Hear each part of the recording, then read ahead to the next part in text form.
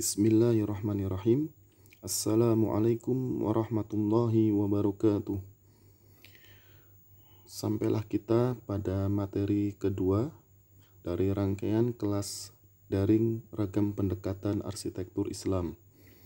Kita telah membahas materi relasi antara Islam dan arsitektur pada kesempatan yang pertama, sehingga kita telah mengetahui posisi dan kedudukan arsitektur Islam sebagai bagian dari kebudayaan Islam dalam struktur Islam sebagai ad-din. Dengan mengetahui posisi dan kedudukan arsitektur Islam tersebut dalam struktur Islam merujuk pada makna ad-din, kita dapat memahami bahwasanya arsitektur Islam yang merupakan ilmu pengetahuan Islam yang bersifat istihadiyah meniscayakannya memiliki beragam penafsiran, beragam pemahaman, dan beragam pendekatan. Pendekatan pertama yang akan kita bahas ialah arsitektur Islam pendekatan formal, atau dengan nama lainnya ialah pendekatan kesejarahan, historical approach. Mengapa kita membahas pendekatan ini pada sesi yang kedua ini, atau pada kesempatan pertama kita membahas ragam pendekatan arsitektur Islam? Kita membahasnya pada bagian yang pertama, dikarenakan secara historis dalam pengkajian arsitektur Islam sebagai ilmu pengetahuan dalam konteks zaman modern sekarang ini, pendekatan pertama kali yang dihadirkan dalam mengkaji arsitektur Islam adalah pendekatan formal. Karena pertama kali digunakan, diperkenalkan, maka kita akan membahasnya pada urutan yang pertama. Yang kedua, mengapa kita membahasnya pada urutan yang pertama, kesempatan yang pertama ini dalam rangkaian ragam pendekatan arsitektur Islam? Dikarenakan pendekatan formal atau pendekatan kesejarahan hingga saat ini masih merupakan pendekatan arus utama atau pendekatan mainstream dalam pengkajian arsitektur Islam sebagai ilmu pengetahuan, baik dilakukan di kalangan umat Islam maupun di kalangan non-muslim yang kita sebut dengan kalangan orientalis. Selain itu,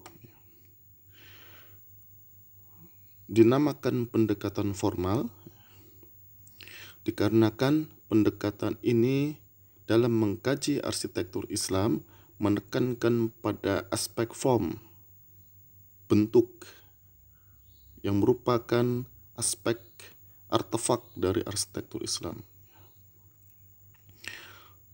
Sementara disebut dengan pendekatan kesejarahan dikarenakan secara metodologis pendekatan ini mengkaji arsitektur Islam atau mendudukkan arsitektur Islam sebagai peninggalan artefak yang dibangun, dirancang, digunakan oleh umat Islam pada masa yang lalu. Sehingga dua penamaan ini dapat kita gunakan untuk menyebut pendekatan yang pertama ini. Sebelum kita memasuki secara substansial pembahasan pendekatan formal dalam arsitektur Islam, mari terlebih dahulu kita melihat gambar yang saya tampilkan pada slide yang pertama ini. Dilihat dari ciri-ciri unsur arsitekturalnya, yakni adanya portal pelengkung yang skalanya monumental, yang difungsikan sebagai gerbang yang kita sebut dengan istilah iwan. pada bagian atas pelengkungnya terdapat ornamen mukornas, ornamen geometri 3 dimensi. Kemudian di sisi kiri kanan pelengkung, sisi kiri kanan gerbang terdapat minaret kembar. Dari unsur arsitektural ini kita dapat mengidentifikasi gambar ini merupakan objek arsitektur dari masa Safawiyah.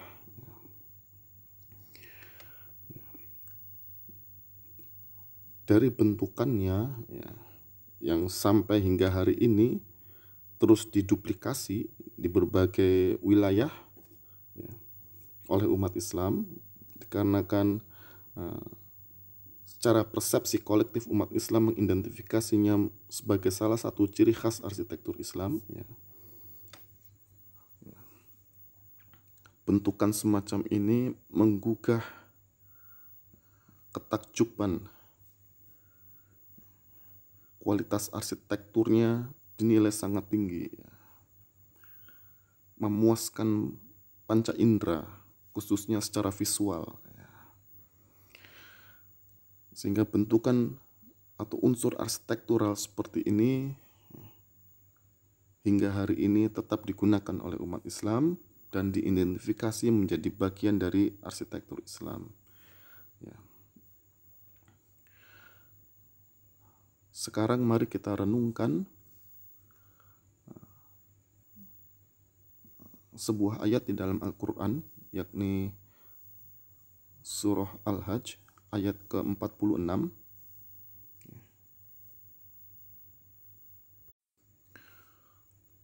Di dalam penggalan ayat tersebut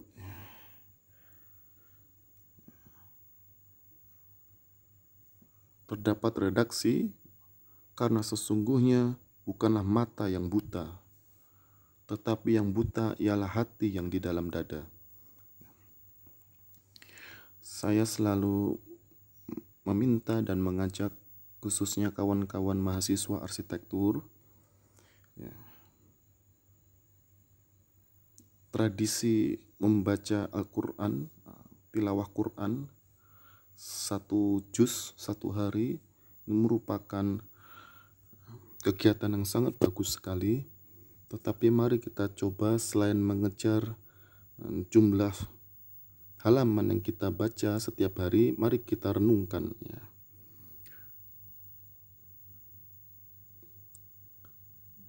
terkait dengan kehidupan kita sebagai manusia, dan lebih khusus lagi terkait dengan bidang keilmuan arsitektur yang kita pelajari, kita dalami, dan kita amalkan. Bahwa terdapat banyak sekali ayat-ayat Quran yang menggugah kesadaran berarsitektur kita. Allah memberikan kita pelajaran, Allah memberikan kita pemahaman terkait dengan bidang arsitektur yang kita pelajari. Salah satunya di dalam penggalan ayat dari surah Al-Hajj ayat ke-46 ini. Penggalan ini tidak dapat kita lepaskan dari ayat-ayat sebelumnya. Allah menyebutkan atau mengkhabarkan bahwa para rasul yang diutus oleh Allah telah didustakan oleh umatnya. Allah menyebutkan kaumnya Nabi Lut yang mendustakan Nabi Lut.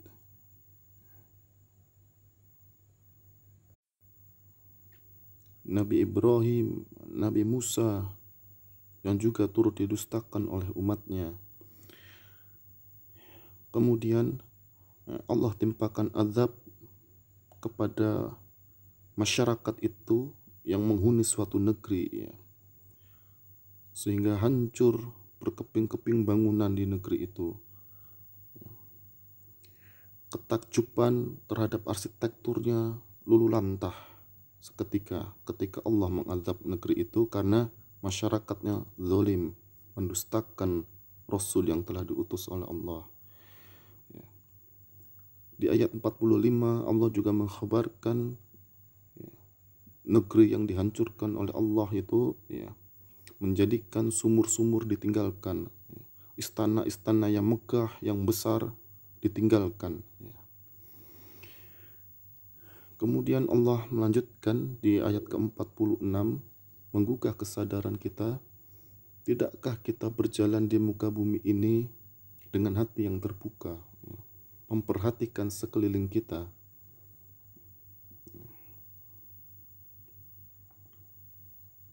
Allah ingin menggugah kesadaran kita bahwa dalam konteks negeri dengan istana, sumur, dan bangunan-bangunan yang megah itu, Allah meminta kita memperhatikannya, ya, tidak dengan mata tetapi dengan hati. Ini membawa kita pada kesadaran yang lebih tinggi bahwa arsitektur itu bukan sekedar bentukan fisik semata. Mata kita tidak buta. Kita dengan mata ini secara visual kita dapat menserap kualitas fisik arsitektur yang megah, yang monumental, yang besar, yang memukau secara estetika. Tetapi ketika kesadaran hanya berhenti di sana, maka ketakjuban itu bisa jadi justru menyebabkan kita salah memahami arsitektur, menyebabkan kita salah menempatkan arsitektur dalam kehidupan masyarakat, kehidupan manusia. Allah ingin mengajak kita untuk lebih dalam menyelami fenomena arsitektur, ya, pahami dengan hati. Jangan sampai kita takjub secara visual, kemudian hati kita tutup. Ada apa di balik wujud visual yang megah itu? Ada apa di balik istana yang berdiri besar? Ada apa di balik bangunan-bangunan yang tinggi hingga mencakar langit? Mengapa Allah mengadab suatu kaum, kaum Ad, kaum Samud, yang pada zamannya memiliki kota yang paling besar, yang paling canggih, dengan kualitas arsitektural yang paling tinggi? Jangan dilihat hanya secara visual dengan mata, buka hati kita. Bahwa ternyata kebesaran arsitekturnya, kemegahan arsitekturnya, monumentalitas arsitekturnya menjadikan suatu kaum itu menjadi kaum yang sombong.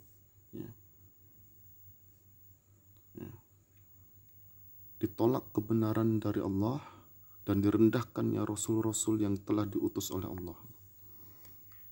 Sehingga Allah lulu lantahkan negeri dengan kualitas arsitektural yang begitu tinggi. Ketika mempelajari sejarah arsitektur, kita dibuat takjub dengan monumentalitas Obelix di Mesir,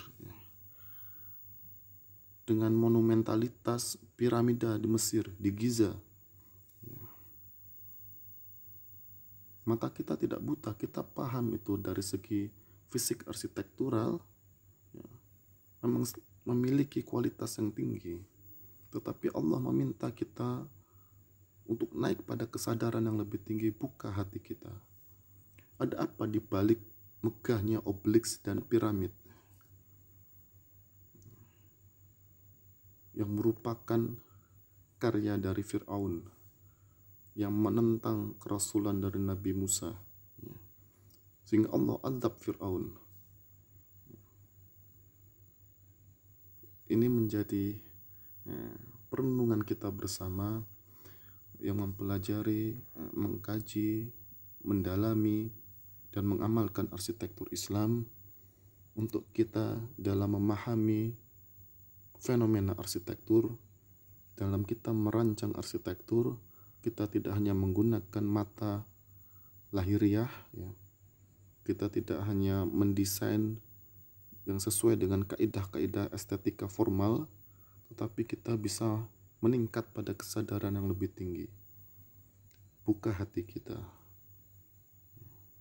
Hati ini agar terhubung dengan Allah, agar arsitektur kita bermuatan spiritualitas. Bisa jadi perenungan saya ini salah, tetapi mari kita bersama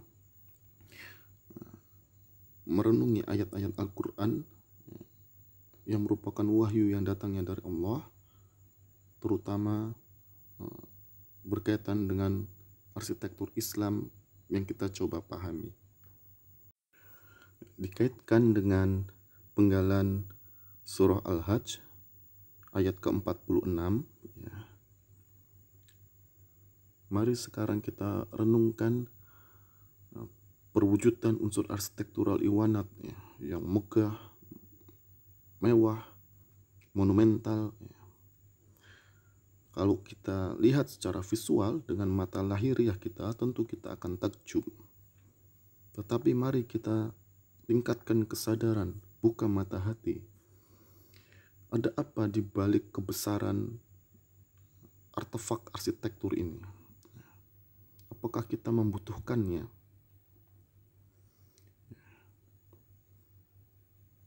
Jangan-jangan kita sudah salah memahami. Ya, kalau kita memahami unsur arsitektural hanya sebatas pada aspek artefaknya, ya, maka kita akan menilai perwujudan arsitektur pada masa Safawiyah merupakan puncak dari arsitektur Islam, puncak dari peradaban Islam, puncak dari kebudayaan Islam. Lalu di mana kita letakkan atau kita dudukkan, kita posisikan Masjid Nabawi yang didirikan dan dibina oleh Rasul Muhammad bersama para sahabat beliau? Di sini kita mengalami dilema.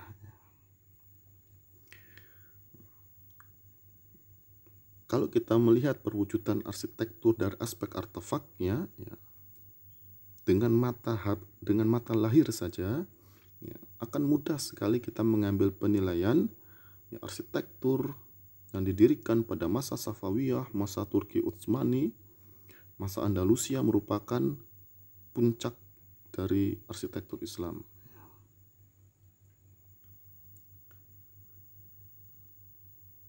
Kemudian kita lihat, ya, Masjid Nabawi yang didirikan dan dibina langsung oleh Rasul Muhammad, ya, dengan perwujudan fisiknya, ya, perwujudan artefaknya yang menggunakan lumpur untuk dinding, ya, menggunakan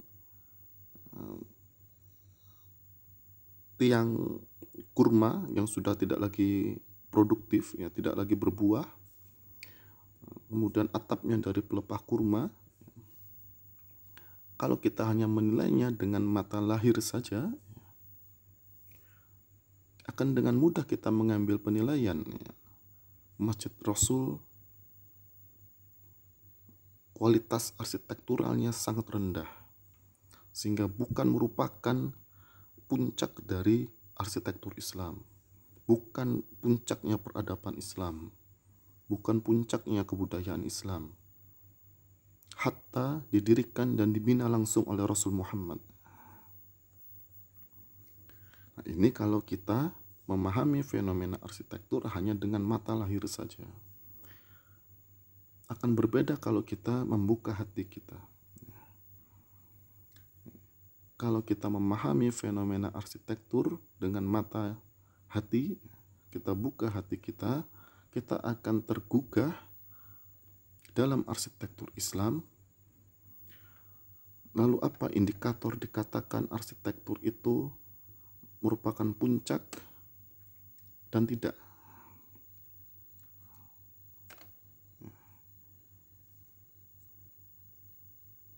Kalau kita tempatkan sekarang Masjid Nabawi yang didirikan dan dibina oleh Rasul Muhammad pada masa beliau hidup, ya, kita tempatkan itu sebagai puncak dari arsitektur Islam, ya,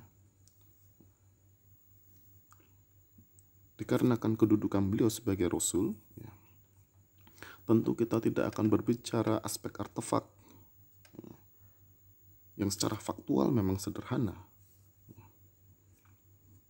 Bahkan kita bisa mengatakannya sebagai proto-arsitektur, ya, karena dari segi estetikanya sangat rendah. Ya. jangan-jangan hakikat arsitektur dalam perspektif Islam bukan artefak, tapi jangan-jangan perannya, fungsinya, kegiatan yang berlangsung di dalamnya dalam rangka untuk mencapai tujuan tertentu yang telah ditetapkan oleh Islam. Sehingga kita bisa menempatkan Masjid Nabawi yang didirikan dan dibina langsung oleh Rasul Muhammad sebagai puncak dari arsitektur Islam. Dari aspek fungsinya, kegiatannya, sehingga mampu menghasilkan generasi terbaik pada zamannya, bahkan merupakan presiden bagi generasi umat Islam setelahnya. Generasi terbaik yang menjadi tauladan umat Islam hingga hari ini. Sekilas pemantik di awal ini, semoga kita dapat merenunginya bersama. Baik, ya, kita hanya sekedar mengingatkan saja slide ini, kita sudah melangkah pada materi yang kedua.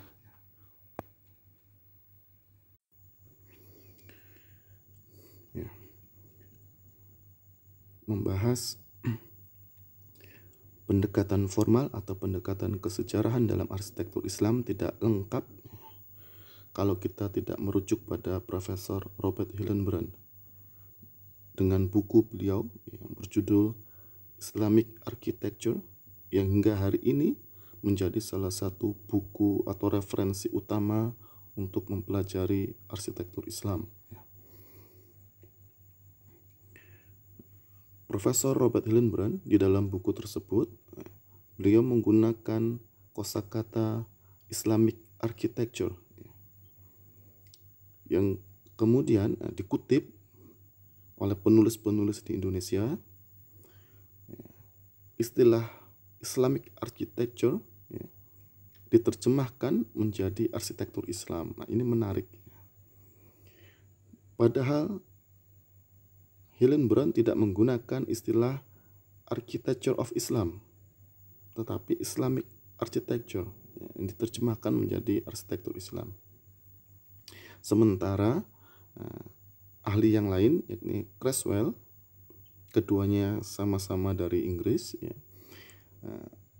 menggunakan istilah Muslim Architecture, yang bermakna arsitektur yang dicipta atau hasil karya dari umat Islam, hasil karya dari Muslim. Sementara itu, istilah Islamic Architecture yang digunakan oleh Profesor Robert Hillenbrand secara spesifik tidak didefinisikan oleh beliau di dalam buku beliau tersebut. Tetapi dalam pengantar buku tersebut, dari halaman 1 hingga halaman 7, beliau menjelaskan latar belakang, metode, lingkup dari kajian yang beliau lakukan dan beliau tuangkan di dalam buku itu. Kita dapat menangkap apa yang beliau maksud dengan arsitektur Islam atau Islamic Architecture sebagaimana kosakata yang beliau gunakan. Kita dapat simpulkan dari pengantar itu bahwa yang beliau maksud dengan arsitektur Islam adalah lingkungan binaan, tidak hanya bangunan beliau kaji, tetapi juga hingga skala kota. Arsitektur Islam adalah lingkungan binaan hasil karya umat Islam di dunia Islam sepanjang peradabannya pada masa lalu. Sehingga dari penjelasan ini, arsitektur Islam merujuk pada Profesor Robert Hillenbrand dalam buku beliau berjudul Islamic Architecture tadi. Secara definisi, arsitektur Islam termuat di dalamnya, pertama ada syarat subjek, merupakan hasil dari karya umat Islam. Umat Islam sebagai subjek, penghasil karya. Kemudian ada syarat wilayahnya di sepanjang dunia Islam. Dan ada syarat waktunya, merupakan hasil umat Islam di dunia Islam merujuk pada peradabannya pada masa yang lalu. Kalau kita menggunakan definisi ini, dan secara maknawi disampaikan oleh Profesor Robert Hillenbrand dalam buku beliau, bahwa arsitektur Islam adalah peninggalan masa lalu yang merupakan hasil karya umat Islam di dunia Islam. Konsekuensi dari definisi ini adalah pada masa sekarang hingga masa yang akan datang tidak terwujud arsitektur Islam. Tidak ada arsitektur Islam.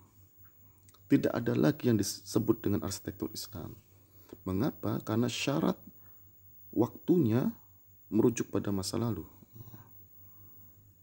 Sehingga kita katakan pendekatan ini adalah pendekatan kesejarahan, historical approach, merujuknya pada masa lalu, bukan masa kini dan bukan masa yang akan datang. Arsitektur Islam tinggallah sejarah.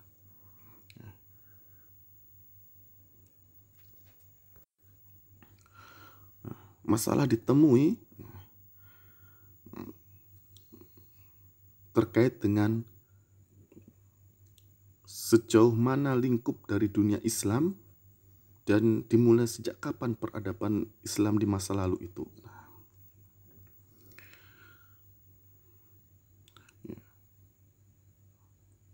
Kalau kita merujuk pada buku Profesor Robert Hillenbrand, dunia Islam merujuk pada keseluruhan wilayah kekuasaan umat Islam pada masa lalu hingga masa Turki Utsmani. Pada masa lalu ini dimulai sejak kapan? Creswell memulainya sejak masa Rasul Muhammad. Penulis yang lain, ahli yang lain akan memulainya dari masa Umayyah. Mengapa? Karena sebelum masa Umayyah digolongkan sebagai proto-arsitektur Islam. Cikal bakal saja, benih-benihnya saja. Sementara perwujudan arsitektur Islam itu sendiri dimulai pada masa Umayyah. Hingga masa Turki Utsmani.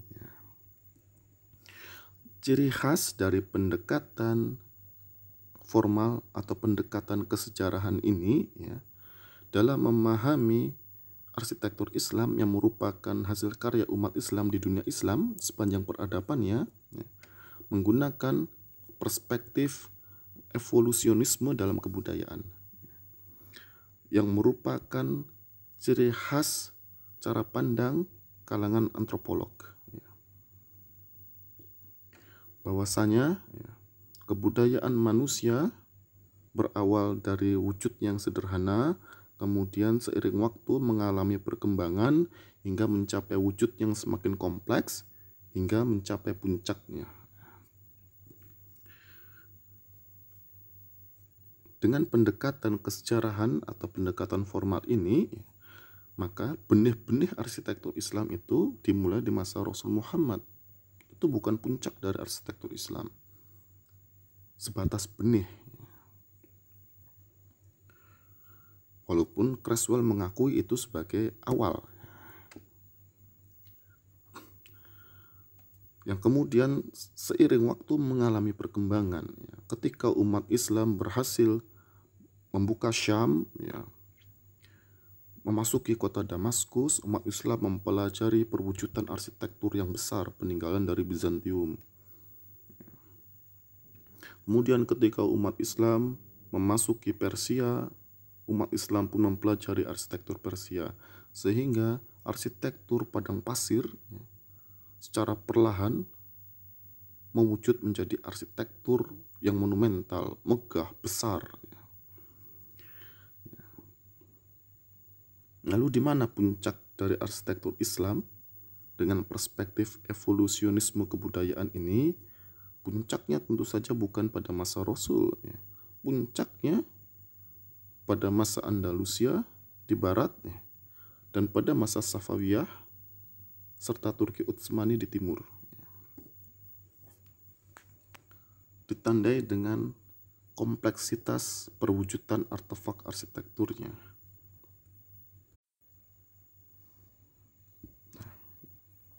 Itu merupakan salah satu asumsi dasar yang digunakan Profesor Robert Hillenbrand, Creswell, John de Hoogh, dan kalangan orientalis yang lain ketika mengkaji arsitektur sebagai peninggalan dari umat Islam, hasil karya umat Islam di dunia Islam pada masa yang lalu, ya, menggunakan perspektif evolusionisme dalam kebudayaan. Semakin kini, maka kualitas arsitektur semakin tinggi, semakin baik, semakin mendekati zaman sekarang.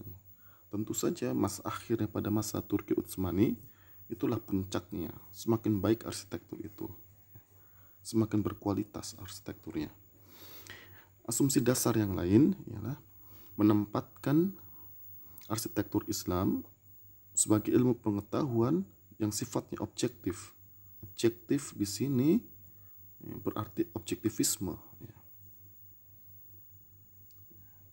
Dengan kata lain, arsitektur Islam ditempatkan sebagai ilmu pengetahuan yang bebas dari nilai-nilai subjektivitas umat Islam berkaitan dengan unsur keagamaannya, etniknya, rasnya, dan segala macam. Sehingga kajian yang dilakukan kalangan orientalis terhadap arsitektur Islam yang merupakan hasil karya umat Islam di dunia Islam pada masa yang lalu, sifat kajiannya pada umumnya bersifat deskriptif, penyusunan fakta-fakta, pengukuran dokumentasi, pengukuran ditelusuri ini dari tahun berapa, dibuatkan timelinenya, disusun periodisasinya, segala macam secara deskriptif, agar menjadi ilmu pengetahuan yang bersifat objektif, bebas dari nilai-nilai subjektivitas. Tidak ditanyakan mengapa umat Islam ketika membangun masjid menggunakan kubah. Tidak ditanyakan itu. Bagaimana cara umat Islam membangunnya? Apakah melibatkan unsur-unsur keimanannya? Itu tidak ditanyakan. Hanya dipotret dari segi artefaknya, kemudian dideskripsikan. Dengan cara itulah dicapainya arsitektur Islam sebagai ilmu pengetahuan yang sifatnya objektif. Kalaulah dilakukan kajian yang bersifat analitik, maka kalangan orientalis ini yang memulai kajian arsitektur Islam pada zaman modern menggunakan pisau analisis yang dinilai bersifat objektif pula. Untuk menjelaskan latar belakang atau maksud dari bentukan artefak arsitektur yang dirancang oleh umat Islam di dunia Islam pada masa yang lalu, digunakan salah satunya pisau analisis berkaitan dengan komposisi estetika untuk mengetahui susunan unsur-unsur arsitekturalnya, rumusan estetikanya, rumusan komposisinya, yang kita sebut dengan estetika formal. Atau ketika mengkaji secara analitik, menggunakan kerangka teori dari Vitruvius, bahwasannya arsitektur ialah soal utilitas, firmitas, dan venustas. Kerangka teori ini digunakan untuk membedah di balik wujud fisik atau perwujudan artefak dari arsitektur hasil karya umat Islam. Diidentifikasi sistem strukturnya, diidentifikasi fungsinya pada masa yang lalu, diidentifikasi estetikanya. Tidak ditempatkan arsitektur sebagai bagian dari kebudayaan Islam yang terikat dengan unsur-unsur budaya umat Islam yang lain berkaitan dengan kehidupan politik, kehidupan ekonomi, kehidupan keagamaan, dan segala macamnya. Itu tidak diperhatikan dalam kajian yang dilakukan dalam pendekatan formal maupun pendekatan kesejarahan. Namun demikian, harus saya garis bawahi, seluruh capaian ilmu pengetahuan yang dilakukan oleh kalangan orientalis terhadap hasil karya arsitektur umat Islam di dunia Islam pada masa yang lalu, pada zaman peradabannya yang masa lalu, bukanlah tidak berguna, justru sangat berguna, sangat bermanfaat. Ya. Tanpa data-data yang dicari oleh kalangan orientalis di berbagai dunia Islam, dari satu objek arsitektur ke objek arsitektur yang lain yang jumlahnya ratusan, kita umat Islam tidak dapat dengan baik dan dengan benar memahami aspek artefak dari peninggalan generasi pendahulu kita yang tersebar di berbagai wilayah dari waktu ke waktu yang berbeda. Harus kita apresiasi kerja keilmuan itu. Contoh saja buku Profesor Robert Hillenbrand. Sangat detail sekali beliau mendeskripsikan, dibuatkan denahnya, diukur, diidentifikasi bahannya, fungsinya, estetikanya. Ini mencerminkan keuletan kerja keilmuan mereka yang seharusnya memecut, memotivasi, mendorong kita umat Islam untuk jauh lebih ulet daripada kalangan orientalis terkait dengan pengumpulan data-data hasil karya pendahulu kita di bidang arsitektur.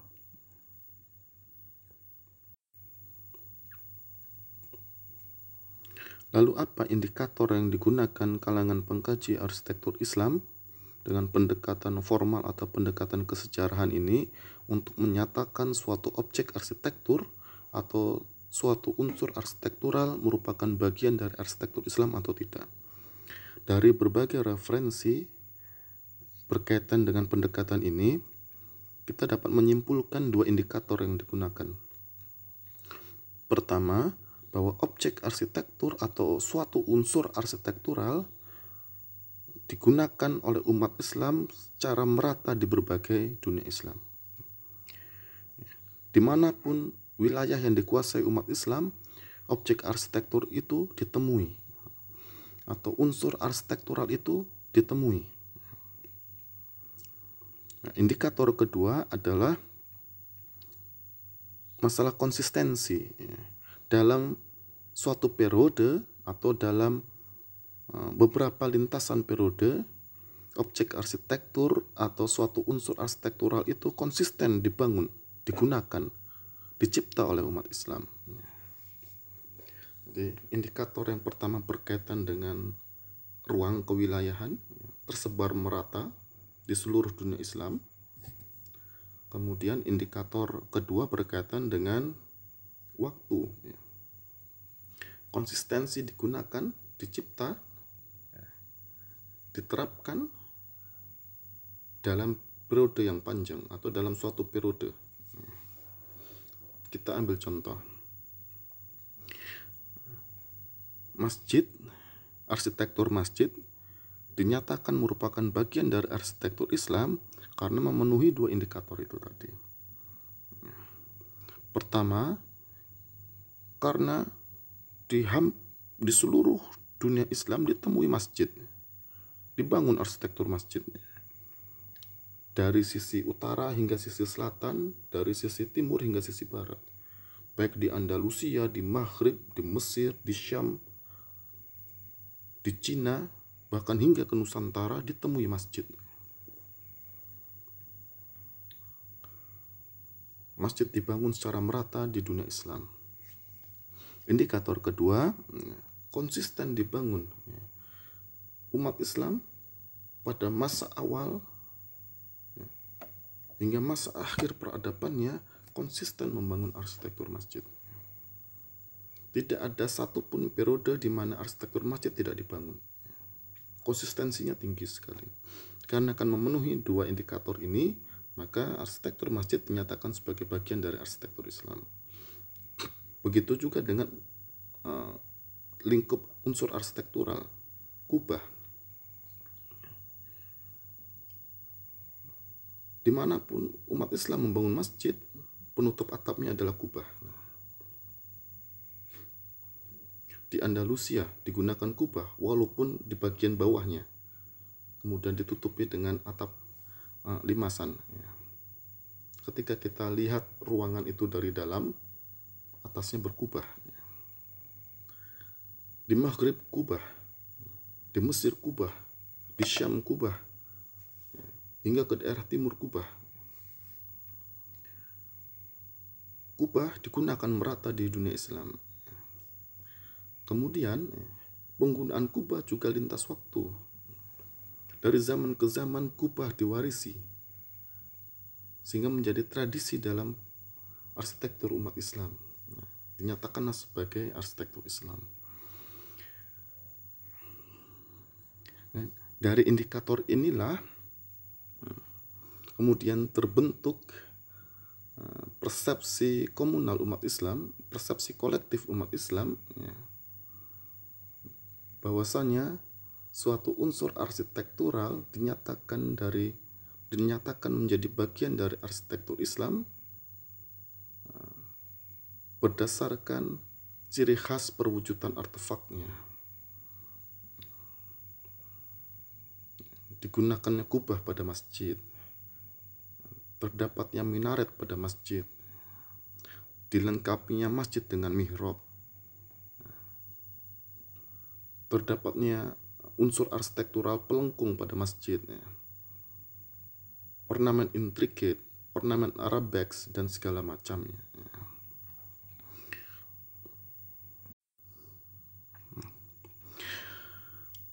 Kemudian kita mengenal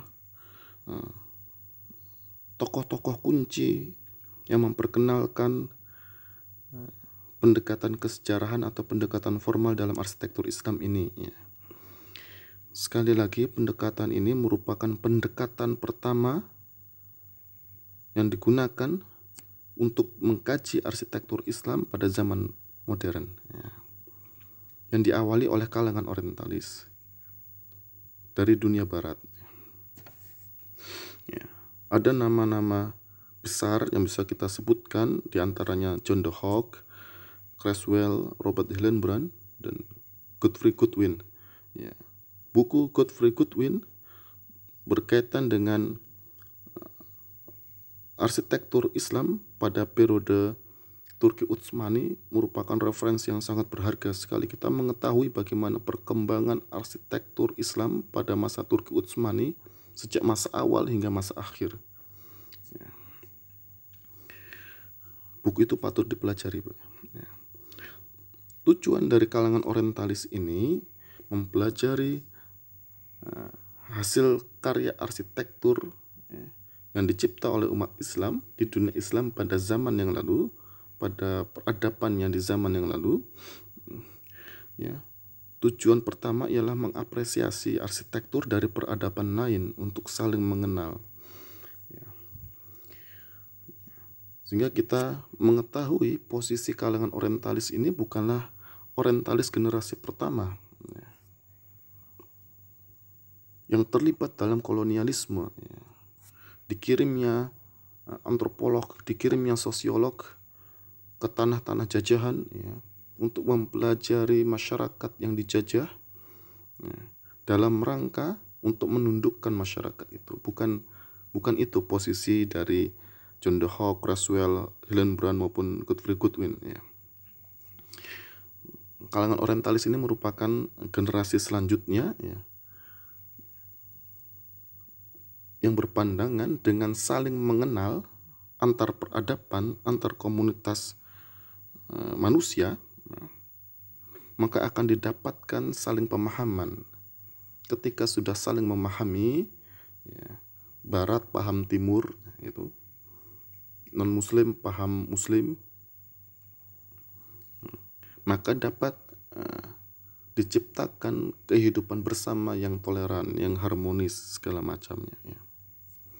Sehingga tujuan pertama itu untuk mengapresiasi arsitektur dari peradaban lain, dari peradaban Islam, dalam rangka untuk saling mengenal, dalam rangka masyarakat Barat mengenal masyarakat Islam. diapresiasi hasil karya arsitekturnya, terlepas dari objektivisme yang kita telah bahas di awal tadi. Nah, tujuan kedua ialah untuk memperkaya khasanah ilmu pengetahuan arsitektur, ya, agar ilmu pengetahuan arsitektur ini tidak menjadi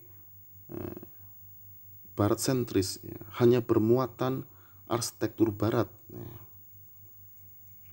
tetapi juga harus mencakup arsitektur dari peradaban-peradaban yang lain, walaupun dipahami dengan perspektif barat. Dengan cara itu, keilmuan arsitektur khasanahnya menjadi sangat kaya, dengan mempelajari karya-karya arsitektur dari peradaban yang lain. Sebagai sebuah pendekatan awal, pendekatan pertama yang digunakan secara masif, yang dimulai dari dunia barat, ya, pendekatan ini tidak dapat ditolak pengaruhnya terhadap umat Islam.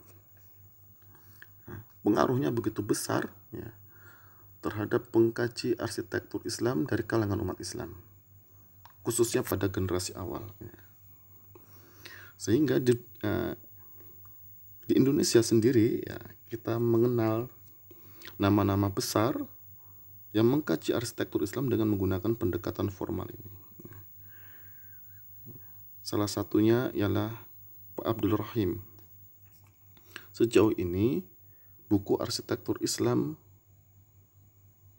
yang ditulis oleh Muslim di Indonesia, ya, diterbitkan di Indonesia dengan bahasa Indonesia, adalah buku Pak Abdul Rahim. Sejauh ini yang dapat saya telusuri begitu.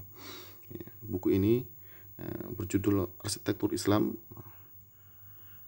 diterbitkan tahun 1983.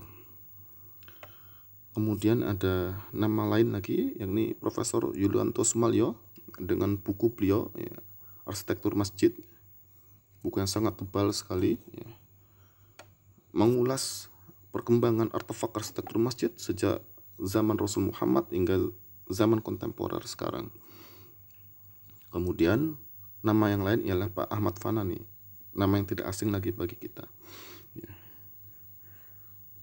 Pada generasi awal, ya, munculnya kesadaran umat Islam untuk mempelajari arsitekturnya, untuk mempelajari arsitektur hasil karya pendahulunya, ya. Pengaruh dari pendekatan formal atau pendekatan kesejarahan ini sangat kuat, ya. Sehingga digunakanlah pendekatan ini untuk mempelajari peninggalan-peninggalan arsitektur dari generasi pendahulu kita. Tentu saja terdapat perbedaan kajian yang dilakukan oleh kalangan orientalis dengan kajian dilakukan oleh kalangan Muslim, walaupun menggunakan pendekatan yang sama. Ya. Kajian arsitektur Islam yang dilakukan oleh Pak Abdul Rahim, Profesor Yulianto Sumalyo maupun Pak Ahmad Fanani, walaupun menggunakan pendekatan formal atau pendekatan kesejarahan ini, ya, tujuannya tidak sekedar untuk memperkaya khasanah ilmu pengetahuan arsitektur saja, tetapi juga ada tujuan khusus, ya, yakni untuk membangun kebanggaan diri umat Islam, ya, dengan mengkaji, mempelajari arsitektur pendahulu umat Islam dengan kualitas artefak yang sangat tinggi, ya, ditujukan untuk kebanggaan diri umat Islam, bahwa umat Islam generasi pendahulunya telah berhasil membangun arsitektur yang monumental, arsitektur yang megah, arsitektur yang besar, ya. Ini sebagai suatu upaya, ya, agar umat Islam dapat bangun kembali, dapat bangkit kembali dengan menyadari bahwa peradabannya adalah peradaban yang besar, ya. Kemudian perbedaan kedua dari segi metodologis, tidak sekedar deskriptif, ya. Kalaupun analitik tidak sekedar menggunakan kerangka teoritik yang dinilai objektif, yang notabene merupakan khasanah dari ilmu pengetahuan arsitektur barat modern, tetapi terdapat perbedaan signifikan antara kalangan orientalis dengan kalangan muslim, yakni digunakannya sumber-sumber Islam dalam pengkajian arsitektur yang dilakukan. Contoh saja, ketika Profesor Yulianto Sumalyo mengkaji arsitektur masjid dari periode awal hingga periode kontemporer sekarang, beliau mengutip ayat-ayat Al-Quran berkaitan dengan dorongan dari Allah, perintah dari Allah, maupun hadis-hadis Rasul Muhammad berkaitan dengan dorongan dan perintah untuk membangun masjid oleh umat Islam. Sehingga dibangunnya masjid secara masif di seluruh dunia Islam, lintas periode, sejak periode awal hingga periode kontemporer, merupakan perwujudan dari perintah agama. Ini yang tidak digunakan oleh kalangan orientalis. Kalangan orientalis ketika mengkaji arsitektur Islam dengan pendekatan kesejarahan maupun pendekatan formal ini tidak mengutip atau tidak merujuk pada sumber-sumber Islam.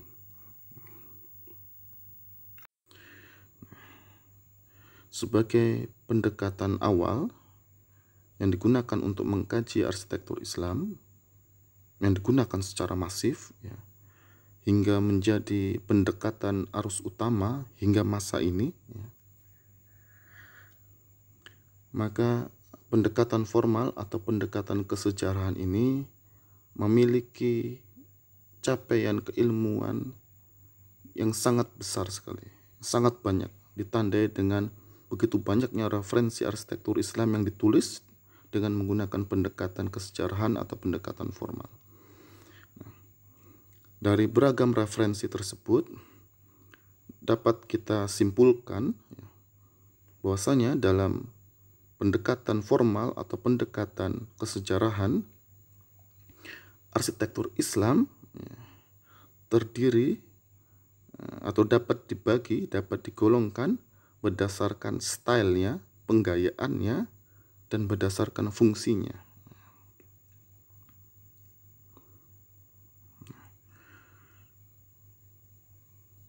Pertama, pengelompokan arsitektur Islam berdasarkan tipologi stylenya. Referensi-referensi ini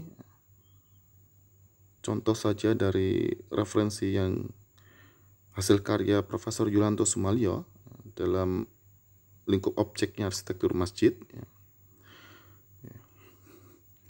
Arsitektur Islam digolongkan berdasarkan wilayah maupun periodisasi waktunya. Digolongkan arsitektur Islam di wilayah Mesir dengan ciri khasnya ini. Digolongkan arsitektur Islam di wilayah Maghrib dengan ciri khasnya. Sehingga kita mengetahui arsitektur Islam di setiap tempat yang berbeda-beda itu dengan ciri khasnya masing-masing. Begitu juga penggolongannya secara periodisasi waktu. Digolongkan arsitektur Islam pada masa Umayyah dengan ciri khasnya, sehingga kita mengetahui ciri khas arsitektur Islam bergaya Umayyah. Digolongkan berdasarkan periodisasi Abbasiyah, sehingga kita mengetahui ciri khas arsitektur Islam pada masa Abbasiyah atau yang menjadi style dari masa Abbasiyah. Begitu juga yang dilakukan oleh Profesor Yulianto Sumalyo. Digolongkan arsitektur masjid dari periodisasi waktunya dan tempatnya. Ketika mengkajinya secara diakronik, Profesor Yulianto Sumalyo menggunakan pembagian periodisasi waktu. Masa Rasul Muhammad, masa Umayyah, masa Abbasiyah, dan masa-masa setelahnya. Ketika sampai pada periode kontemporer, beliau menggunakan tipologi berdasarkan kewilayahan. Arsitektur masjid di Nusantara, arsitektur masjid di Eropa, dan lain sebagainya. Itu pengelompokan secara tipologi style atau penggayaan dari arsitektur Islam. Pengelompokan kedua berdasarkan fungsinya atau tipologi fungsi.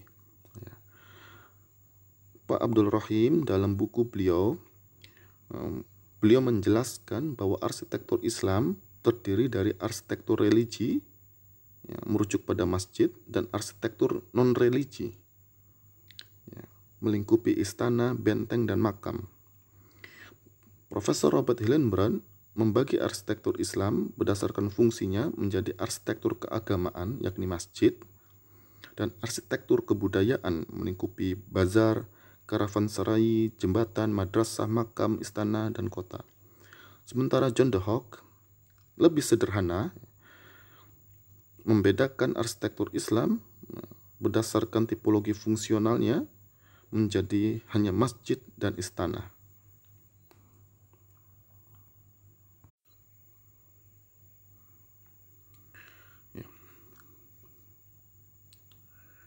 Dari dua penggolongan arsitektur Islam, menurut pendekatan formal atau pendekatan kesejarahan, terdiri dari pengelompokan berdasarkan style atau pengelompokan berdasarkan fungsi. Terdapat dua catatan yang dapat saya sampaikan. Pertama, dilakukannya pengelompokan arsitektur hasil karya umat Islam di dunia Islam pada zaman yang lalu, berdasarkan stylenya, menjadikan arsitektur itu dilepaskan dari akar kewilayahan dan akar kesejarahannya, sehingga janggal sekali pada hari ini kita dapati masjid-masjid bergaya Mughal, masjid bergaya Utsmani, dan lain sebagainya. Contoh saja, Damai Living merupakan kompleks apartemen mewah di Yogyakarta, di daerah Merapi, Yogyakarta. Dirancang dengan menerapkan arsitektur bergaya Mughal. Sementara Yogyakarta bukanlah India, dan kita tidak sedang berada pada periode Mughal. Ini menjadi sangat janggal. Catatan kedua berkaitan dengan pengelompokan arsitektur Islam berdasarkan fungsinya. Menurut Pak Abdul Rahim terdiri dari arsitektur religi dan arsitektur non-religi.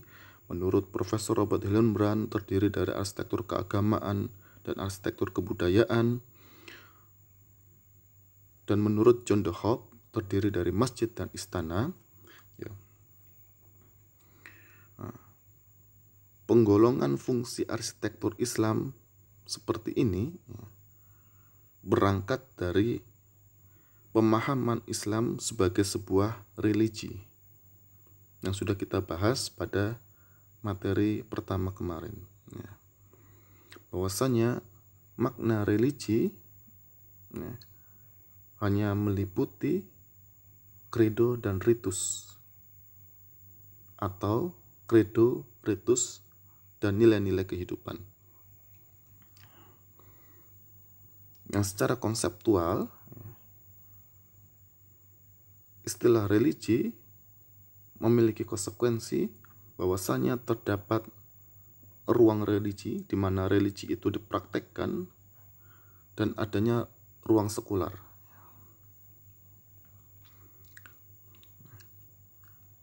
Pemahaman atau pembagian arsitektur Islam menurut Pak Abdul Rahim, Profesor Robert Hillenbrand, maupun menurut John de Hoogh, dengan memisahkan atau mengelompokkan arsitektur Islam menjadi arsitektur religi, non-religi, keagamaan dan kebudayaan, masjid dan istana.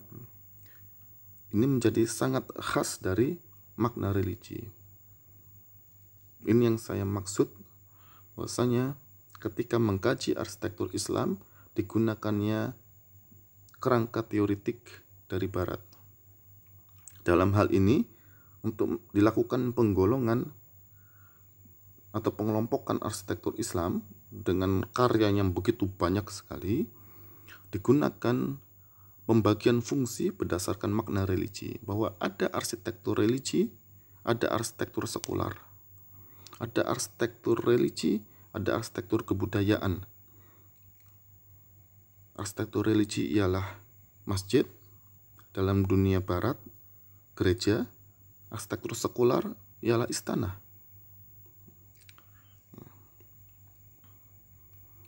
Yang bisa jadi pemahaman ini, makna religi digunakan sebagai dasar untuk dilakukan pengelompokan arsitektur Islam, bisa jadi digunakan secara sadar maupun tidak sadar. Terlebih di tengah dominasi ilmu pengetahuan barat modern, termasuk di bidang arsitektur hingga saat ini. Pak Nangkula Utaberta mengidentifikasi terdapat 5 model dalam pendekatan formal atau pendekatan kesejarahan yang beliau sebut dengan pendekatan arsitektur Islam yang berorientasi pada objek. Model pertama adalah populis revivalisme, yakni mengambil bentuk objek arsitektur dari suatu masa peradaban Islam yang dipandang terbaik. Dibangunnya kembali masjid-masjid bergaya Turki Utsmani pada saat ini, pada zaman kontemporer sekarang, karena dipahami gaya Utsmani merupakan arsitektur Islam yang terbaik,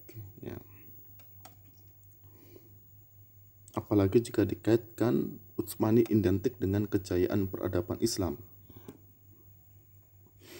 Model kedua adalah eklektik sejarah, yakni memadu padankan unsur arsitektural yang dipandang terbaik dari berbagai masa dan gaya yang berbeda.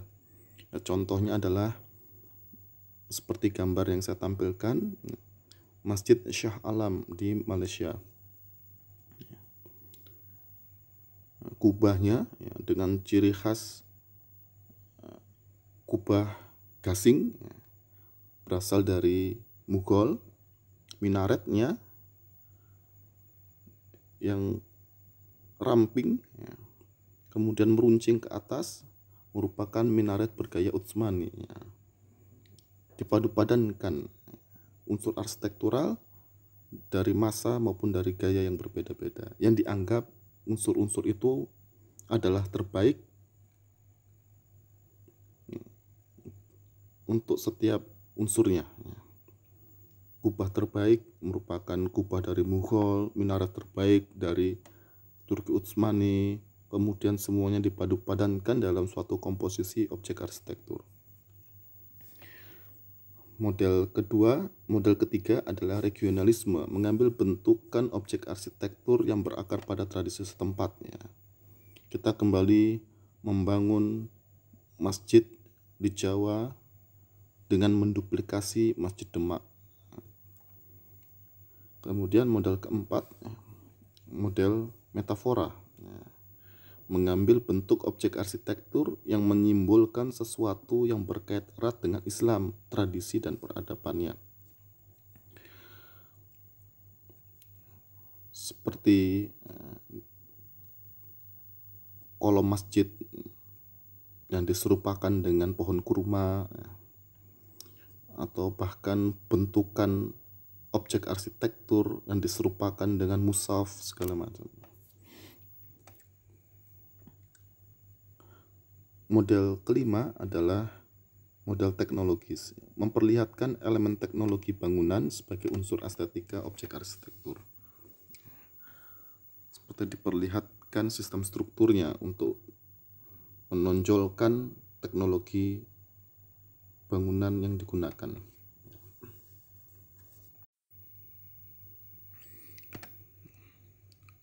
Contoh dari model teknologis, digunakannya konstruksi ripfold pada bagian dalam kubah masjid yang menyerupai konstruksi kubah pada masa Andalusia. Ini banyak digunakan pada masjid-masjid kontemporer sekarang untuk memberikan nuansa gaya Andalusia. Kita telah membahas definisi arsitektur Islam menurut pendekatan formal atau pendekatan kesejarahan. Kita juga telah membahas asumsi dasar yang digunakan pendekatan ini, metodologinya, tokoh-tokohnya, ciri khasnya, cara pengelompokan karya arsitektur Islam, dan model arsitektur Islam menurut pendekatan kesejarahan atau pendekatan formal. Pembahasan terakhir, kita akan membahas preseden arsitektur Islam menurut pendekatan formal atau pendekatan kesejarahan ini. Dari berbagai karya referensi terkait dengan arsitektur Islam yang dikaji dengan pendekatan formal atau pendekatan kesejarahan, kita dapat menemukan 3 preseden atau 3 masa, 3 periode, 3 objek arsitektur yang dinilai sebagai puncak dari arsitektur Islam, karenanya diposisikan sebagai preseden dalam arsitektur Islam. Yang pertama adalah Masjid Sulaimaniyah yang dinilai merupakan puncak dari arsitektur Turki Utsmani. Yang Turki Utsmani sendiri dinilai sebagai puncak dari peradaban Islam. Sehingga bentukan minaret Utsmani, bentukan kubahnya hingga tata ruangnya digunakan sebagai preseden dalam pembangunan masjid-masjid bergaya Utsmani hingga masa yang sekarang ini. Preseden kedua, arsitektur Islam menurut pendekatan formal atau pendekatan kesejarahan adalah arsitektur Safawiyah. Untuk unsur arsitektural Iwanat yang menjadi preseden dan diduplikasi menjadi gerbang masjid hingga saat sekarang ini. Kemudian bentukan kubahnya, dan yang ketiga adalah ornamentasinya yang merupakan pengembangan dari ornamentasi arsitektur Islam pada masa Timuriyah. Yang ketiga mewakili dunia barat peradaban Islam yang dinilai sebagai puncak dari arsitektur Islam yang menjadi preseden bagi arsitektur Islam lainnya adalah Alhambra. Alhambra memiliki kualitas arsitektural dari segi artefak yang sangat tinggi sekali. Apalagi kalau kita kontekskan pada kondisi zaman dibangunnya Alhambra pada abad ke-13, di mana Alhambra ini dibangun beberapa tahap. Salah satu unsur arsitektural yang mengalami perkembangan pesat yang diterapkan di Alhambra adalah unsur mukornas, yakni ornamen geometri dalam bidang 3 dimensi. Disinilah puncak diterapkannya mukornas dengan bentukan yang semakin rumit dan diterapkan secara luas dalam bidang yang sangat luas. Pertanyaannya, apakah Alhambra yang dinilai oleh pendekatan formal atau pendekatan kesejarahan ini sebagai salah satu preseden arsitektur Islam memang layak dinyatakan sebagai arsitektur Islam, mengingat Alhambra dibangun dalam kondisi krisis ketika umat Islam terus mengalami kekalahan dalam peperangan hingga mengalami pengusiran dari Andalusia. Unsur atau kepentingan politik dibangunnya Alhambra yang merupakan istana dari segi fungsinya sangat kuat sekali. Di tengah kekalahan perang terus-menerus yang dialami oleh umat Islam dari kerajaan Katolik, yang menyebabkan semangat jihad umat Islam runtuh. Umat Islam tidak mau lagi berjihad, tidak mau lagi berperang, disebabkan kekalahan terus-menerus, ya, pihak kerajaan justru membangun Alhambra dalam kondisi krisis tersebut, kalah perang terus-menerus, ya, sehingga banyak biaya harus dikeluarkan untuk peperangan. Justru dalam kondisi itu, ya, runtuhnya mental umat Islam, kesulitan ekonomi, dibangunlah Alhambra, ya, dengan motif politik. Motif politik paling kuat adalah untuk membangun kembali optimisme umat Islam, bahwa umat Islam tidak akan kalah, tidak akan ditaklukkan. Buktinya, umat Islam masih mampu membangun arsitektur yang besar, mewah, monumental. Yang kedua, untuk menunjukkan kepada umat Islam bahwa pihak kerajaan, pihak penguasa masih menguasai ekonomi di tengah kekalahan peperangan yang terus-menerus, ya. Masih memiliki kekayaan yang sangat besar sehingga mampu membangun istana yang besar sekali. Dengan Alhambra, istana yang besar, monumental, megah, ditujukan untuk membangkitkan optimisme umat Islam dan menunjukkan umat Islam bahwa pihak pemerintah, pihak penguasa masih memiliki ekonomi yang cukup untuk mengadakan perang. Diharapkan dengan itu umat Islam mau kembali untuk berperang. Ya. Ini ditunjukkan dari ornamentasi kaligrafi di Alhambra yang bertuliskan wala ghaliba ilallah. Ya. Ini ornamen yang muatan politisnya kuat sekali, ya. Tidak ada yang menaklukkan kecuali Allah. Ini membangun optimisme umat Islam, ya, agar terus berjihad. Memperhatikan fenomena yang sama, peristiwa yang sama, fenomena ini kita dapati juga pada masa akhir dari Turki Utsmani.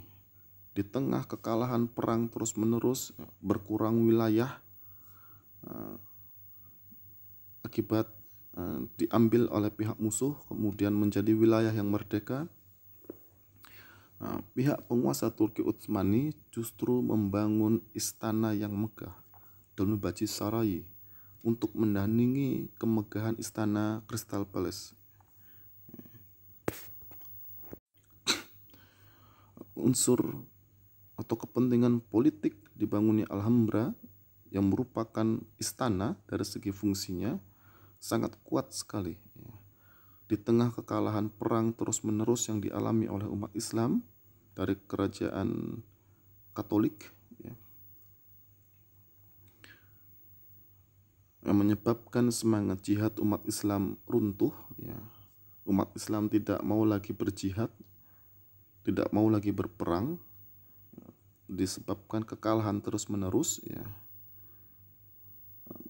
Pihak kerajaan justru membangun Alhambra dalam kondisi krisis tersebut, kalah perang terus-menerus, ya, sehingga banyak biaya harus dikeluarkan untuk peperangan. Justru dalam kondisi itu, ya, runtuhnya mental umat Islam, kesulitan ekonomi, dibangunlah Alhambra, ya, dengan motif politik. Motif politik paling kuat adalah untuk membangun kembali optimisme umat Islam, bahwa umat Islam tidak akan kalah, tidak akan ditaklukkan. Buktinya, umat Islam masih mampu membangun arsitektur yang besar, mewah, monumental. Yang kedua, untuk menunjukkan kepada umat Islam bahwa pihak kerajaan, pihak penguasa masih menguasai ekonomi di tengah kekalahan peperangan yang terus-menerus, ya. Masih memiliki kekayaan yang sangat besar sehingga mampu membangun istana yang besar sekali. Dengan Alhambra, istana yang besar, monumental, megah, ditujukan untuk membangkitkan optimisme umat Islam dan menunjukkan umat Islam bahwa pihak pemerintah, pihak penguasa masih memiliki ekonomi yang cukup untuk mengadakan perang. Diharapkan dengan itu umat Islam mau kembali untuk berperang.